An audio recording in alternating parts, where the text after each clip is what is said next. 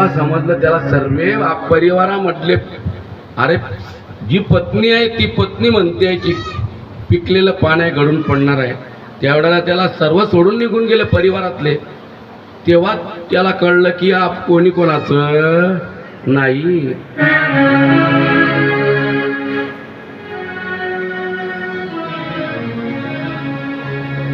नाही रे नाही कुणाची कुणी, बहीण कुणाची भाऊ कुणाचा, कोण कुणाचे सगळे सोयरे. मिल्या मागे सर्वच राहील, तुटतील दागे दोरे. नाही रे नाही कुणाची कुणी.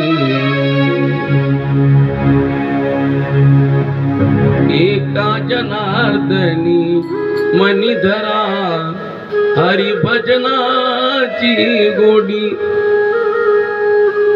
एका जनार्दनी मरी धरा हरिभजनाची गोडी.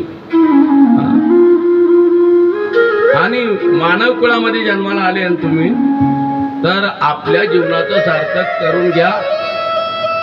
तरीच जन्म येऊनी सार्थक करी मानव कुडी. नाही रे नाही कुणाचे कुणी. मानव कुळामध्ये आपल्याला जन्म मिळाला आहे, मानवी शरीर मिळालं आहे. ते म्हणजे भजन करून भक्ती करून भगवंताची प्राप्ती करून घेण्याकरताच मानवी शरीर मिळालेलं आहे आपल्याला. कारण दुसऱ्या किती योनी भगवंताने निर्माण केलेल्या आहे, परंतु त्यामध्ये भगवान परमात्म्याची भक्ती, त्यामध्ये भजन करण्याचं ज्ञान, त्यामध्ये व्रत वैकल्य करण्याचं ज्ञान. एकादशी, आता एकादशी ना आपल्या सप्त्यामध्ये एकादशी आहे. एकादशीचं व्रत कोण करतं? 4 पायाचे करता का 2 पायाचे करता? ते 2 पायाचे, त्याच्यामध्ये कोंबडानं कांबडानं ते नाही करता. बरं कोण करता? मानव करता, माणसं करता, स्त्रिया करतात. 2 पायांचे. त्याकरता व्रत वैकल्य करण्याकरता तुम्हाला आम्हाला मानवी देह मिळालेला आहे. आणि आपल्या जीवनाचं सार्थक करून घेण्याकरता हे मानवी शरीर मिळालेलं आहे. पण ऐका, तर मग सर्व निघून गेल्यानंतर त्याने एक कमळाचं फूल होतं, तिथं कमळ होता उगवलेला, त्याचं फूल तोडलं आणि सोनमध्ये घेतलं. आणि तो म्हणतोय गजेंद्र, जो कोणी होईल ब्रह्मांड चालक, तर त्याने माझे शब्द ऐकावा आणि माझ्या वचनाला होकार द्यावा आणि मला या नकराच्या जबड्यामधून, याच्या तावडीमधून मला सोडवावं. जो कोणी होईल ब्रह्मांड चालक, आपणची हाक पुरवितसे.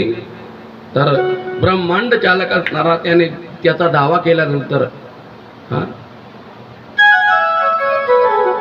कनवाडू कृपाडू भक्ता लागी मोही, भक्ता लागी मोही.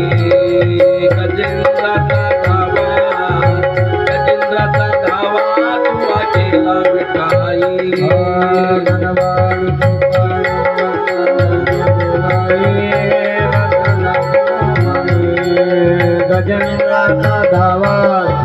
गजेंद्राचा धावा तुवा केला विठाई. तर आपल्या साधू संतांनी तो देखील उल्लेख केलेला आहे. आणि भगवान परमात्मा यांनी जेवणाला मागितलं होतं लक्ष्मीला, आणि लक्ष्मीने ताट बनवलं होतं, जेवणाला ताट दिलं देवाला. पण गजेंद्राचा शब्द भगवान परमात्म्याच्या कानावर पडला. गरुड ध्वज असणारा भगवान परमात्मा श्री हरी विष्णू म्हणजे हरी, त्या हरीच्या कानावर गजेंद्राचा शब्द पडलेला आहे. आणि त्या हरीने काय केलं, ते लक्ष्मीने वाढलेलं ताट बाजूला सारलं. लक्ष्मी विचारते आहे, का हो म्हटले तुम्ही तर जेवणाला मागितलं, भोजनाला मागितलं, आणि मी तुम्हाला ताट वाढलं आणि तुम्ही मात्र बाजूला केलेलं आहे. पण हत्ती शब्दाचा उच्चार करण्याकरता किती तास लागता? किती तास लागता? हा कहे लक्ष्मी, ती कहे गजराज, आगे लगत गोली, पीछे होत आवाज. बघा, हत्ती शब्दाचा उच्चार करण्याकरता काही वेळ लागतो का? तितक्या वेळामध्ये भगवान परमात्मा, गरुडाचा वेग कमी पडला, गरुडाला बाजूला सारलं आणि भगवान परमात्मा तात्काळ जिथं त्या गजेंद्राचा पाय नकराने पकडला होता त्या तिथं आले. तिथं गरुडाला देखील नेलं नाही आणि तिथंच प्रकट झाले आणि सुदर्शन चक्र याचं स्मरण केलं आणि सुदर्शन चक्राने त्याचा नकराचं जे तोंड होतं ना ते विदीर्ण केलं आणि त्याचं तोंड फाडल्यानंतर तो गजेंद्राचा पाय केला, सोडवलेला आहे, पाय सोडवलेला आहे. मग राजा परीक्षित विचारतो, गुरुदेव म्हणे असा या नकराने त्या गजेंद्राचा पाय का पकडावा म्हटले. त्यावेळेला शुक्राचार्य महाराज म्हणता, राजा परीक्षिती ऐक म्हटले, अरे हा जो गजेंद्र आहे ना तो सामान्य नाही म्हटले. तो जरी हत्तीच्या रूपाने दिसत असला परंतु तो दिसतोय आता त्याचा कवर वेगळा आहे, परंतु तो पूर्वीच्या जन्मामध्ये कोण होता? इंद्रद्युम्न नावाचा राजा होता. तो होता दुसरा होता का नावाचा नावाचा गंधर्व दुसरा होता, तो नक्र होता. हा, तर तो इंद्रद्युम्न नावाचा राजा होता. कोण? तो हत्ती. आणि त्या हत्ती म्हणजे तो महादेवाचा परम भक्त होता. तो त्याला इंद्रद्युम्न नावाचा राजा होता ना, तो परम भक्त होता तो देवाचा, महादेवाचा. आणि त्याच्याकडे अगस्त्य ऋषी आले. देवपूजा करीत बसला होता असा सकाळच्या वेळेला हा इंद्रद्युम्न राजा, आणि याच्याकडे अगस्त्य नावाचे ऋषी आले. पण अगस्त्य ऋषी आल्यानंतर अगस्त्य ऋषींनी शिपायांच्या द्वारे राजाला बघा समाचार सांगितलेला आहे की तुला भेटण्याकरता कोण आलेला आहे? राजा अगस्त्य ऋषी. पण याने काय केलं? देवपूजा सोडली नाही, देवपूजेमध्येच गर्ग राहिला. परिणाम असा झाला, ऋषींनी अर्धा तास वाट बघितली आणि राजा आला नाही ना इंद्रद्युम्न राजा. ऋषींनी अगस्त्य ऋषींनी शाप देऊन टाकला. ए म्हटले, तुला तुकोबारायांच्या गात्यामध्ये तुकोबारायांनी काय सांगितलं तुला माहित नाही का? गात्याचं पारायण केलं नाही का तू? करिता देवतार्चन,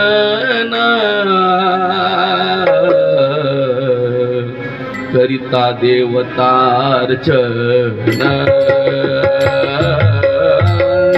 करिता देवतार्चन, करिता देवतार्चन, करिता देवार्चन, करिता देवार्चन, करिता देवार्चन, करिता देवार्चन. जरा आले संत जन, जरा आले संत जन, हो जरा आले संत जन, जरा आले संत जन. देव सारावे परते, देव सारावे परते, देव सारावे परते, देव सारावे परते, देव सारावे परते, देव सारावे परते. देव सारावे परते, देव सारावे परते परते संत पूजावे आरती संत पूजावे आरती देव सारावे परते देव सारावे परते. जर समजा देवपूजा करीत असले आपण आणि आपल्या घरी संत आलेस तर काय करायला पाहिजे? देवांची पूजा बाजूला सरायला पाहिजे. तुकोबाराय सांगता. आणि संतांचं काय करायला पाहिजे? पूजन करायला पाहिजे. देव सारावे परते. देवपूजा बाजूला करायची आणि संतांचं पूजन करावं. पण करता का लोक तसं? म्हणजे काही काम नाही देत म्हणे, येऊन बसले म्हणे सकाळी सकाळी. करता सगळी नाही. कारण बघा यार, इंद्रद्युम्न राजाने त्या अगस्त्य ऋषींकडे लक्ष दिलं नाही म्हणून त्यांनी काय देऊन टाकला? शाप देऊन टाकला. जा म्हटले, जिथं माणसाला बुद्धी नसते ना अशा जड हत्तीच्या योनीमध्ये जाऊन पडशील. पण तो अगस्त्य ऋषींचा शाप म्हणून तो इंद्रद्युम्न राजा हत्ती झाला. पण आता इंद्रद्युम्न राजाला पश्चाताप झाला. मग त्यावेळेला अगस्त्य ऋषीने ऊस शाप दिला. म्हटले, राजा बघ म्हटले, तू ऊस शाप मागतोय, तुला तुझ्या कर्माचा पश्चाताप झालेला नाही, तर तुझ्या कर्माचा तुला पश्चाताप झाला म्हणून मी तुला सांगतो, तू ज्या वेळेला हत्ती होशील ना आणि तू हत्ती झाल्यानंतर ज्या वेळेला पाणी पिण्याला जाशील, तू त्रिकुट पर्वताहून सरोवरामध्ये पाणी पिण्याकरता जाशील आणि तुझा पाय, तू संत आहे म्हटले, महान संत आहे. कारण तू कोण होता? देवाचा भक्त होता ना, महादेवाचा संत होता. आणि म्हणूनच तुझा पाय पकडतील. तू त्या नकरा, तो जो नकरा आहे ना, तो पूर्वीचा म्हणजे हुहू नावाचा गंधर्व होता. हा, तो ज्या वेळेला त्याला बी देखील नारद महर्षींचा शाप होता. हा जलक्रीडा करीत होता. जलक्रीडा करीत असताना हा पाण्यामध्ये आणि अप्सरा निघून गेल्या कपडे घालून, आणि हा मात्र भोप्याच्या पाण्यामध्ये उघडा दागडा पाण्यामध्ये कुदतोय. आणि तितक्यामध्ये तिथं कोणाले पाय धुण्याकरता नारद महर्षी. आणि नारद महर्षीच्या पायांना ज्याने पकडलं आणि याच्या अंगावर कपडे होते का, नारद महर्षींनी शाप देऊन टाकला. जा म्हटले, अरे तुला कळत नाही समोर कोण आलेला आहे आणि तू जलाशयामध्ये तीर्थामध्ये तू विवस्त्र होऊन स्नान करतोय, म्हणून तू कायमस्वरूपी असाच पाण्यामध्ये राहशील, म्हणून तू मगर होऊन पडशील. तेव्हापासून तो हुहू नावाचा गंधर्व तो नक्र होऊन पडलेला आहे, मगर होऊन पडलेला आहे. आणि हा गजेंद्र तिथं आल्यानंतर गजेंद्राचा पाय पकडला. कशामुळे? गजेंद्र संत होता, त्यामुळे त्याला संतांचे पाय धरावे लागले. त्याचा उद्धार व्हायला पाहिजे ना. हरिप्राप्तीसी उपाय, हरिप्राप्तीसी उपाय, धरावे संतांचे ते पाय, धरावे संतांचे ते पाय, तिने साधती साधने, तुटती भावाची बंधने, तिने साधती साधने. शांती ब्रह्मनाथ महाराज म्हणतात की जर आपल्याला आपलं आत्मकल्याण करून घ्यायचं असलं, उद्धार करून घ्यायचा असला, तर कोणाचे पाय धरायला पाहिजे? हरीची प्राप्ती करून घ्यायची असली, भगवंताची प्राप्ती करून घ्यायची असली तर पाय कोणाचे धरायला पाहिजे? हरिप्राप्तीसी उपाय, धरावे संतांचे ते पाय. संतांचे पाय धरायला पाहिजे. त्याने नाथ महाराजांचा अभंग ऐकला होता. नाथ महाराजांचा अभंग ऐकलेला होता आणि तो अभंग त्याने ऐकला असल्यामुळे त्याने त्या गजेंद्राचे पाय पकडले. आणि मग गजेंद्राचे पाय पकडल्यानंतर बघा, गजेंद्राचा देखील उद्धार, राजा परीक्षिती गजेंद्राचा उद्धार केलेला आहे. आणि गजेंद्राला घेण्याकरता विमान. आणि हा मात्र म्हणतो, देवा अरे तू भेदभाव करतोय म्हटले, त्याला घेण्याकरता विमान आणि माझं तोंड तू फाडलं, मग मला असा भेदभाव का? त्यावेळेला देवाने सांगितलं, बाबा नकरा तू चिंता करू नको, माझ्या नावाने दवंडी देऊ नको, कारण अगोदरच कलियुगामधले जीव माझी भक्ती करीत नाही. तर आता मी तुझा देखील उद्धार करतो. आणि भगवान विष्णूने त्या हरीने त्या नकराला देखील विमानामध्ये बसवलं आणि त्याला दोघांचा काय झाला, गजेंद्राचा देखील उद्धार केलेला आहे भगवान परमात्म्याने, हरीने, श्रीहरी विष्णूने, आणि नकराचा देखील उद्धार केलेला आहे. अशा प्रकारे ही गजेंद्र आख्यान, गजेंद्र आणि नक्र यांचं हे आख्यान इथं आलेलं आहे. आणि आता पुढे शुकाचार्य महाराज म्हणतात, राजा परीक्षिती, इंद्राची सर्व संपत्ती बघा समुद्रामध्ये डुबलेली आहे. कशामुळे डुबली? दुर्वास ऋषी आले स्वर्गामध्ये. त्यावेळेला हा जो इंद्र आहे ना, स्वर्गाचा अधिपती, हा ऐरावतावर बसलेला होता. आणि ऐरावतावर बसला असताना दुर्वास ऋषींनी अशी एक माळ याला दिली. ती माळ अशी होती की ती जर गळ्यामध्ये घातली, बघा किती, कधी तिचे जे फुलं होते ना, ते फुलं कधी कुजणारे नव्हते. कुजणारे म्हणजे कधी सुकणारे नव्हते, सडणारे सडके पडके नव्हते. आपण जर फुलं आणलं तर फुल किती दिवस राहतं? एक दिवस चांगलं राहतं, दुसऱ्या दिवशी ते कोमावून जातं. उन्हाळ्यामध्ये तर लवकरच कोमावून जातं, माणूसच कोमावून जातं तर फुल लावला काय. तर दुर्वास ऋषींनी ती माळ त्याला इंद्राला दिली.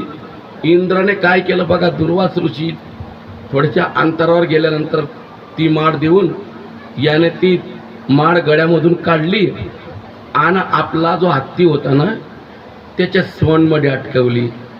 आता हत्ती, तो हत्ती मन लहरी प्राणी आहे तो हत्ती. त्याने काय केलं, ती जी माळ होती नाही दुर्वास ऋषींनी दिलेली, त्या हत्तीने आपल्या सोंडीने तिला तोडली आणि पायाखाली तुडवली. कोण? आणि ती दृश्य त्या दुर्वास ऋषींनी बघितलं. दुर्वास ऋषी कसे होते हो? शांत होते ना. अरे दुर्वास ऋषी असे होते, ते रागीट होते. त्यांचं नावच काय होतं? दुर्वास. दूर त्यांचा वास जवळ नको व्हायला पाहिजे असे होते ते. काही काही माणसं तसे असतात, असे ते प्रकार होता त्यांचा. आणि त्या दुर्वास ऋषी यांनी बघितल्यानंतर इंद्राला शाप देऊन टाकला. इंद्रा, अरे माझ्या दिलेल्या वस्तूचा तू अवमान केला आणि माझी दिलेली वस्तू तू हत्तीच्या गळ्यामध्ये दिली, हत्तीने ते पायाखाली तुडवली. म्हणून इंद्रा तुझी संपूर्ण जे संपत्ती आहे ना ते समुद्रामध्ये डुबून जाईल. म्हणून इंद्राची सर्व संपत्ती होती ना ते कुठं गेली? समुद्रामध्ये डुबलेली आहे. म्हणून आता तो कसा झाला? आता त्याची संपत्ती होती ती जर सर्व समुद्रातच बुडाली तर मग त्याच्याजवळ राहिली का काही? सर्व ऐश्वर्य त्याचं समुद्रामध्ये डुबलं. आणि त्यावेळेला मग आता इंद्र झाला आपल्यासारखा झाला, निराधार. मग ह्यो पगार भेटेल का तो पगार भेटेल? जर होती थोडीफार जमीन ते विकून टाकली म्हणजे त्याची आशा राहते शेवटी. मग तो जरी स्वर्गाचा अधिपती असला इंद्र, परंतु गिरीकंदरांमध्ये फिरतोय. आणि असा फिरत असताना त्याला विचार आला त्याच्या मनामध्ये, आपण ब्रह्मदेवाजवळ जाऊ आणि ब्रह्मदेवाला सांगू आपलं दुःख, की माझी जी ऐश्वर्य आहे, संपत्ती आहे, ती दुर्वास ऋषींनी शाप दिल्यामुळे सर्व समुद्रामध्ये आपल्या समुद्रामध्ये ती बुडालेली आहे आणि माझी संपत्ती मला पुन्हा मिळावी त्याकरता काय करावं लागेल? ब्रह्मदेव म्हणताय, बाबा इंद्रा, म्हटले ते मी तुला सांगू शकत नाही. त्याचं ज्ञान तुला भगवान शिवशंकर, देवादिदेव महादेव, एकतर भगवान श्री हरी विष्णू तुला सांगतील म्हटले. शुकाचार्य महाराज म्हणता, राजा परीक्षिती, आणि म्हटले ब्रह्मदेव आणि इंद्र मिळून ते भगवान शिवशंकरांजवळ आलेले आहे कैलास पर्वतावर. कैलासपती भगवान शिवशंकरांनी त्या दोघांना विचारलं, म्हटले ब्रह्मदेवा इंद्रा, अरे येण्याचं प्रयोजन काय, तुम्ही का आले म्हटले माझ्याकडे. तेवढ्याला ब्रह्मदेव सांगताय, म्हटले देवादी देव भगवान श्री हरी विष्णू वैकुंठाधिपती क्षीरसागर मध्ये वास्तव्य करणारे आणि शेषाची शय्या करणारे भगवान परमात्मा, म्हटले या इंद्राची जी संपत्ती आहे म्हटले ती संपूर्ण समुद्रामध्ये बुडालेली आहे म्हटले, आणि ती त्याला प्राप्त व्हावी याकरता काय करावं लागेल. भगवान विष्णू होते ते, आणि भगवान विष्णूने विचार केला. भगवान विष्णूने विचार करून त्यांना सांगितलं की इंद्रा बघ म्हटले, मी तुला एक युक्ती सांगतो. तुम्ही कश्यप ऋषींचे मुलं आहे देव, आणि ते जे दैत्य आहे असुर आहे राक्षस आहे ते देखील कोणाचे पोर आहे, कश्यप ऋषींचे. म्हणजे ते कोण आले, तुमचे भाऊ आले, मावस भाऊ सावत्र भाऊ ते तुमचे आले. म्हणून तुम्ही त्यांच्याशी समेट करा. आणि एखाद्या वायबार माणसातून जर काम करून घ्यायचं असलं तर काय करावं लागतं, दादा म्हणावं लागतं त्याला. हा आप्पा, आणि तो तशा लायकीचा नसतो वास्तविक. हा परंतु तो वायबार असतो, म्हणून वायबार माणसाकडून काम करून घ्यायचं असलं तर त्याला भाऊदादा करावं लागतं, तेव्हा काम होतं ना, इथून होत नाही. तसं त्याला भगवान विष्णू सांगताय इंद्राला, बघ म्हटले त्यांच्याशी समेट करा अगोदर. समेट म्हणजे त्यांच्याशी मित्रत्व करा, आणि मित्रत्व केल्यानंतर गोड गोड शब्दामध्ये त्यांना पटवून सांगा इंद्रा. आणि ते जर ज्या वेळेला तुमच्याशी समेट करतील त्यावेळेला त्यांना ते म्हणतील की समुद्र मंथन करायचं आहे, तुम्हाला विचारतील ते काय करायचं आहे, समुद्राचं मंथन करायचं आहे. समुद्र मंथन करण्याकरता बघा म्हटलं मी तुम्हाला सांगतो काय काय लागेल. समुद्राचं मंथन करायचं आहे. आता ते का काही समुद्र, आता ते का काही नुसतं एखाद्या वेळेला नुसतं ताकाचं म्हणजे दह्याचं ताक करायचं होतं का. समुद्र केवढा मोठा आहे, त्याच्यामध्ये रवी केवढी लागेल, मग आता त्याचं मंथन करण्याकरता रवी केवढी लागेल. तर मग भगवान विष्णू म्हणतात मंदार पर्वताची रवी करायची. पर्वत म्हणजे पहाड, बरं, त्या पहाडाची पर्वताची रवी करायची, आणि त्याला मंथन करण्याकरता वासुकी सर्पाचा दोर करायचा. तुम्ही देव आणि ते दैत्य राक्षस सर्व मिळून काय करायचं, तो पर्वत उचलायचा, तो पर्वत उचलून समुद्रामध्ये आणायचा. हां, आणि आणल्यानंतर मग वासुकी सर्पाचा दोर करून एका बाजूला देव, एका बाजूला दानव आसुर राक्षस सर्व मिळून तुम्ही समुद्राचं काय करा, मंथन. मग आता देवाने सांगितलं सर्व. आता मग ब्रह्मदेव ब्रह्मलोकात निघून गेले, भगवान शंकर कैलास पर्वतावर. आता याला चढीच होता स्वर्ग याच्या ताब्यात. हा जसा गेला तसा बली राजा जोडाला, दैत्यांचा जो राजा होता, राक्षसांचा आसुरांचा राजा होता तो बली, त्या बली जोडाला. आता बली म्हणतोय इंद्रा, अरे काय येणं केलं माझ्याकडे. त्यावेळेला इंद्र म्हणतोय, अरे म्हटले बली, तुम्ही देखील कश्यपांचे मुलं आणि आम्ही देव देखील कश्यप ऋषींचेच पुत्र आहे म्हटले. मग तुम्ही ना आम्ही कोण आहे, भाऊ भाऊ आहे ना रे आपण. आणि तुमची आई आणि आमची आई कोण आहे, सगळ्या बहिणी आहे. 13 बहिणींचा पती एकच कश्यप ऋषी आहे. मग तुम्ही आमचे मावस भाऊ बी आहे ना, आणि भाऊ पण आहे, एका बापाचे पोरं आहे आपण. म्हणून म्हटल्या पुढे सांग म्हटले काय काम आहे तर. मग त्यावेळेला इंद्र सांगतोय, म्हटले तुम्ही देव आणि आम्ही, तुम्ही दानव राक्षस आणि आम्ही देव, दोघं मिळून आपण काय करू, समुद्राचं मंथन करू. पण म्हटले बघा, मान्य आहे तुम्ही म्हणता ते ठीक आहे, पण समुद्राचं मंथन ज्यावेळेला सुरू होईन ना आणि जे निघील आम्ही जे मागू ना म्हणे इंद्रा ते देशील का म्हणे तू आम्हाला. देवाने काय सांगितलं होतं विष्णूने की ते म्हणतील तसं करायचं, ते मागतील ते त्यांना द्यायचं. त्याला स्मरण झालं इंद्राला की भगवान विष्णूने आपल्याला काय सांगितलं आहे. मग त्यावेळेला तो इंद्र म्हणतोय बली अरे तू जसं बनशील ना बाबा तसंच होईल. हां आणि त्या बलीने होकार दिला त्या इंद्राला आणि बघा त्या तो दिवस तर इंद्र निघून आला आणि मग जसं सांगितलं होतं त्या प्रकारे भगवान विष्णूने ते आलेले आहे. आणि आल्यानंतर त्यांनी तो मंदार पर्वत उचलला बुवा कसा तरी. आता जास्ती ओझा असलं म्हणजे एखादं पोतं असलं मोठं उडदाचं आणि ते पोतं जर आपल्याला उचललं जात आता तर पोतं कोणी उचलत नाही हो. आता ताकदे नाही पोतं उचल्याची. 50 किलोची गोणी बी उचलत नाही आताच्या माणसाकडं. त्याच्याकरता किती किलोची झाली आता 40 किलो म्हणा का.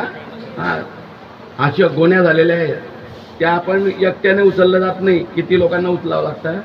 हां म्हणजे आपण इतके ताकदवान आहे. पूर्वीचे म्हातारे आपले ते उडदाचं पोतं उचलायचे आणि 3ऱ्या तालावर न्यायचे. चालदारी करत होते. हां म्हणजे त्यांचं खाद्य कसं होतं ओरिजिनल होतं गावरान होतं.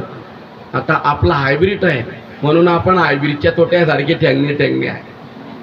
हां अजून याच्यापेक्षा पुढे पाहिजे तुम्ही कलियुगाचं वर्णन आलेलं तेव्हा किती ठेंगणे जातील लोक.